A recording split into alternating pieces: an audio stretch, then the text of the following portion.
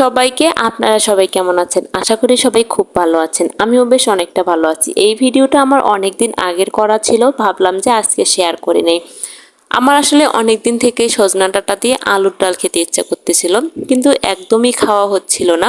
তাই ভাবলাম যে আজকে একটু সজনা ডাঁটা দিয়ে আলুর ডাল করে নেই, আর খেতে খুবই ভালো লাগে। যাই হোক, আপনারা কে কে খেয়েছেন অবশ্যই কমেন্ট করে জানাবেন, আর কে কে পছন্দ করেন সেটাও কমেন্ট করে জানাবেন। যদিও আমার এই সজনে ডাঁটার রান্নাটা খুবই সাদামাটা এবং নর্মালভাবে, মূলত আমি সকালবেলা করে নিয়েছিলাম রুটি দিয়ে খাওয়ার জন্য। রুটি দিয়ে সজনে ডাঁটার আলুর ডালটা খেতে সবচেয়ে বেশি ভালো লাগে। সজনে ডাঁটার যে খুব সুন্দর একটা ঘ্রাণ থাকে, আর সেই ঘ্রাণটা যে কি পরিমাণ ভালো লাগে সেটা বলে বোঝাতে পারবো না। যাই হোক, বলতে বলতে আমি সজনে ডাঁটাগুলো একটু সিদ্ধ করে নিয়েছিলাম।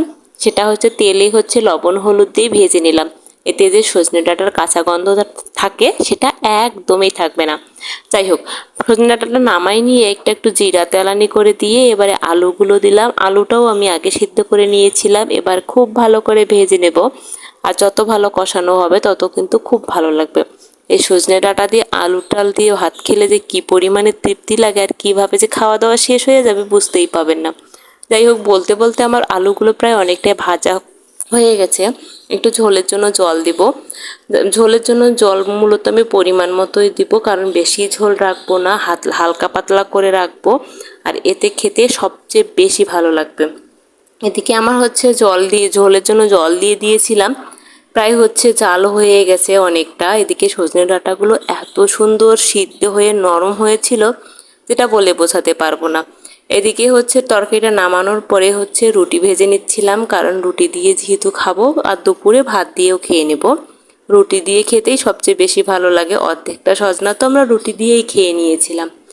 রুটি প্রায় আমি প্রতিদিনই করি, আর প্রতিদিনের রুটিন আমার থেকেই যায়। রুটি আমার সকালবেলা করতেই হবে। খুব কম সময় আমরা নুডলস খাই বা মুড়ি অন্য কোনো নাস্তা খেয়ে সকালবেলার খাবার খাই, কিন্তু ম্যাক্সিমাম সময় আমরা সকালবেলার নাস্তাটা রুটি দিয়েই খেয়ে নিই। আর অনেক দিন থেকে রুটি খাওয়ার অভ্যাসটা এত পরিমাণ হয়ে গেছে, সকালবেলা রুটি না খেলে শরীরটা জানি কেমন করে, একদমই ভালো লাগে না।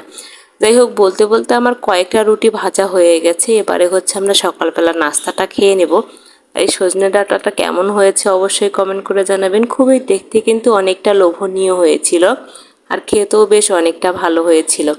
আর আমরা গেছিলাম আমার বাবার বাড়িতে। আমি পহেলা বৈশাখে গেছিলাম, সেখানেই আমরা গিয়েছিলাম আলিবাবা থিম পার্ক। এটা মূলত আমার বাবার বাড়ির ওখানে গাইবান্ধা সুন্দরগঞ্জে। সেখানে আমরা দেখতে গেছিলাম, আর বাইরের লুকটা খুব সুন্দর ছিল। যাই হোক, পাশেই তিস্তা নদী, আর তিস্তার ছোলার প্যানেল, সবগুলো মিলে দেখে খুবই ভালো লেগেছিল। ভাবলাম যে আপনার সঙ্গে ছোট্ট একটা ভিডিও শেয়ার করি আপনাদের সঙ্গে। এদিকে মা মেয়ে আমরা ব্রিজের যে পাড়টা ছিল, পার্কে মানে একটা সুইমিং পুলের পাশে মা মেয়ে হাঁটতেছিলাম, আর এদিকে সাইডে শ্রদ্ধার বাবা আমাদেরকে ভিডিও করে দিচ্ছিল। একটা সময় শ্রদ্ধার বাবা একদমই পছন্দ করতো না আমি অন্যের সামনে ভিডিও শেয়ার করি, পাবলিক প্লেসে কোনো ভিডিও দেই, কিন্তু এখন প্রায় অনেকটাই আমাকে সাপোর্ট করে। যদিও ভালো পছন্দ করতো না, কিন্তু এখন যাই হোক, আগের মতো আর করে না। এখন ওই যে মা মেয়ে হাঁটতেছিলাম, আর এই যে গাছগুলো দেখতে খুবই ভালো লাগতেছিল। এটা মূলত আমাদের এদিকে বলে ঝিরকাটা গাছ, আপনাদের ওইদিকে কি বলে জানি না, কিন্তু এই গাছগুলো দেখতে খুব সুন্দর লাগে। একটা সময় আমাদের বাড়ির সামনেও ছিল। এদিকে মেয়েকে হাঁটাচ্ছিলাম। মেয়েটা আমার অনেকটাই মডার্ন হয়েছে। তো আজকের মতো এ পর্যন্ত।